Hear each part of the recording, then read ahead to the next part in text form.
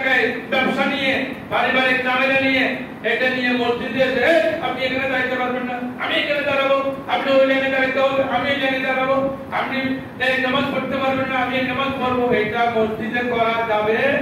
ঝগড়া বিবাদ মসজিদে নাই। ঝগড়া বিবাদ মসজিদে করা সম্পূর্ণ হারাম। এটা আল্লাহর ঘর, আল্লাহর ঘরে ঝগড়া বিবাদ করা হারাম। কাউকে মসজিদে আসতে বাধা দেওয়া, একজন ফকির মানুষ, মিসকিন মানুষ 2 টাকা খুঁজে সে যদি আপনার পাশে এসে মসজিদে দাঁড়ায়, আপনি বলতে পারবেন না মিসকিনের বাচ্চা, মিসকিন তো আমার পাশে কেন দাঁড়াইছো? এটা বলা যাবে না, সম্পূর্ণরূপে নিষিদ্ধ। মসজিদের মধ্যখানে রাস্তা করা নিষেধ, রাস্তা করতে পারবেন না। আর অনেকে পত্রিকা নিয়ে, পত্রিকার আশেক অনেকে মসজিদে চলে আসে, 2-4টা পত্রিকা নিয়ে 2-4 জন মিলে মসজিদের ফেন্সে ভরবে। এখানে গরুর ছবি আছে, পশুর ছবি আছে, মানুষের ছবি আছে, এমন ছবিওয়ালা পত্রিকা নিয়ে মসজিদে এসে ভরা সম্পূর্ণ নিষিদ্ধ, সম্পূর্ণ নিষিদ্ধ। আপনি ব্যবহার প্রেমিক, ঠিক আছে, আপনার ঘরে করবেন, মসজিদে নয়, এটা আপনি মসজিদে পারবেন না। হ্যাঁ, সুতরাং মসজিদে বৈধ নয় এমন কোনো কাজ করতে পারবেন না। এটা কোথায় আছে?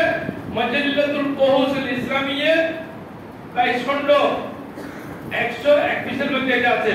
মসজিদে বেচা কিনা করা যায় নাই। আপনার ফোনে একটা আছে, আপনি এত আপনার কাছে নাকি 10,000 ইট আছে, বিক্রি করবেন, আমি বিক্রি করব, কত টাকা? 50,000 টাকা। মসজিদে বসে বসে ফোন ইউজ করে এবার ইটের ব্যবসা করে, নাউযুবিল্লাহ, জায়েজ হবে না। মসজিদে এগুলো করতে পারে। মসজিদে হারানো জিনিসগুলো বৈধ নয়। আমার একটা হারিয়ে গেছে, ওটা হারিয়ে গেছে, ওটা হারিয়ে গেছে, এটা মসজিদে বলা বৈধ নয়। হুজুর আমার একটা ছেলে হারিয়ে গেছে, একটু মসজিদে বলে দিবেন, এটা বলা নিষিদ্ধ। মসজিদে হারানো জিনিস বিজ্ঞপ্তি দেওয়া সম্পূর্ণ নিষেধ, এটা করা যায় না। এরপরে দুর্গন্ধযুক্ত জিনিস, কাঁচা পেঁয়াজ, কাঁচা রসুন বা অনেকের বিড়ি সিগারেট খাওয়ার অভ্যাস আছে, ওইটা বাইরে ভালো খেয়ে আপনি ভালো করে মুখ পরিষ্কার করে যাতে আপনার দ্বারা আশেপাশে কেউ কষ্ট না পায়। জুমার দিন আপনার গোসল করা সুন্নত। কেন? আপনার আশেপাশে যাতে কারো কাছে দুর্গন্ধ না ছড়ায়, এজন্য ভালো কাপড়, পরিষ্কার কাপড়, ধোয়া কাপড় জুমার দিন নামাজে পড়ে আসবেন। আসলে কি তাই বলছেন? নামাজের মধ্যে আসার সময় আপনি উত্তম কাপড় পরে আসবেন, আর আমরা উত্তম কাপড় পরে যাই শ্বশুর বাড়িতে। আর মসজিদে আছে ফাটা ছিঁড়ে কাপড়, দুর্গন্ধযুক্ত কাপড়, একটা 15 দিন পরি, নাউযুবিল্লাহ, এটা করতে পারবেন না। মসজিদে সুরগুল করা, মসজিদে বড় আওয়াজে কথা বলা, ওটা সম্পূর্ণ নিষেধ, এটা করা যাবে না। মুসল্লিদের সামনে দিয়ে গমন করা, অনেক মুসল্লি আছে, একবারে করা মুসল্লি 60 টাকা নামাজ পড়তে 2 মিনিট লাগে, একবার নামাজ মুখস্থ হয়ে গেছে। কিরে তুমি এত তাড়াতাড়ি কেন বলো? তো আমার নামাজ পুরো মুখস্থ আছে। রুকু সিজদা সবগুলো করলে তো 5 মিনিট লাগে, 7 মিনিট লাগে 60 টাকা নামাজ পড়তে। এই 2 মিনিটের মধ্যে সব শেষ। কোথায় কি করতে যাবে না, আর আরেকজনের সামনে দিয়ে দিক থেকে এদিকে যায়।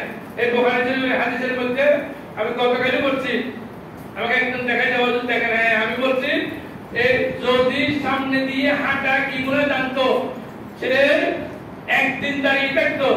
আবার হাদিস শরীফ আছে ইয়ামান, আবার হাদিস শরীফ আছে শাহরান, সে 1 মাস দাঁড়িয়ে থাকতো। এরপরে একে হাদিসের মধ্যে দাও সারাদান, সে 1 বছর দাঁড়িয়ে থাকতো। তারপরে একজন মুসল্লির সামনে দিয়ে সে চলাফেরা করতো না। এটা যদি সে যদি জানতো যে মুসল্লির সামনে দিয়ে হাঁটা কত বড় গুনাহ, তাহলে কোনোদিন সে হাঁটতো না।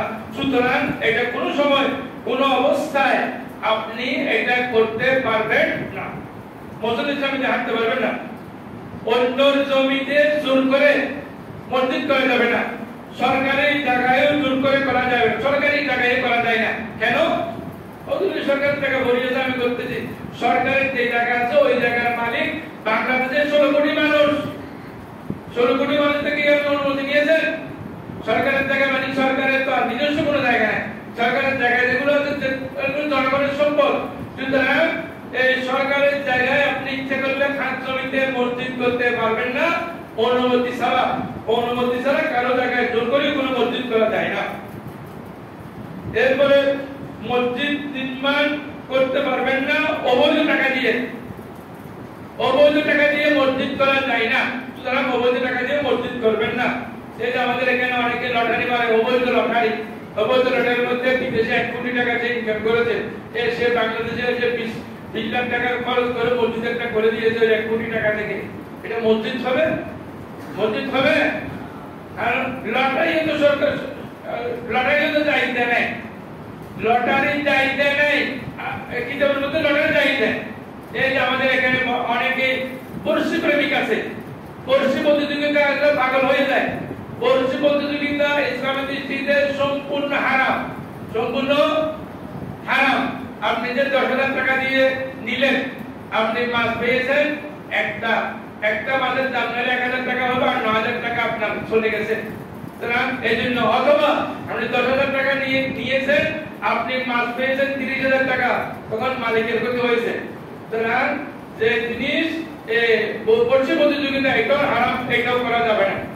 হারাম কোন জিনিস করা যায় না। হারাম দিয়ে কোন ধরনের টাকা দিয়ে মসজিদ তৈরি করা যায় না।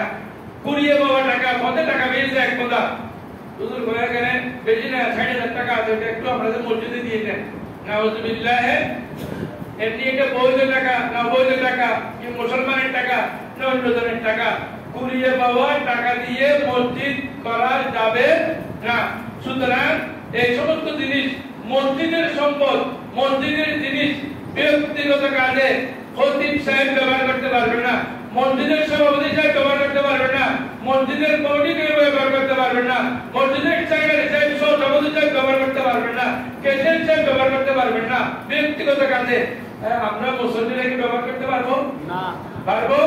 হ্যাঁ, মসজিদের জিনিস এটা আল্লাহর জিনিস, এটা মালিক আল্লাহ, এগুলো মালিক হলো আল্লাহ। এই জন্য তো আপনি মসজিদের দেওয়ার সাথে সাথে কবুল করেন কে? কবুল কে করেন? আপনি মসজিদের দেওয়ার সাথে সাথে কবুল করেন আল্লাহ, সেই জন্য আপনি আল্লাহর ঘরের জন্য দিয়েছেন। সুতরাং মসজিদের কোন সম্পদ, মসজিদের ফ্যান, মসজিদের লাইট, মসজিদের পানি অযথা আপনি ব্যবহার করতে পারবেন না। আপনি ইচ্ছে করলে এগুলো সম্পূর্ণ হারাম। এই হারাম কাজের মধ্যে মসজিদকে আল্লাহ আমাদেরকে বেঁচে থাকার জন্য তৌফিক দান করুক।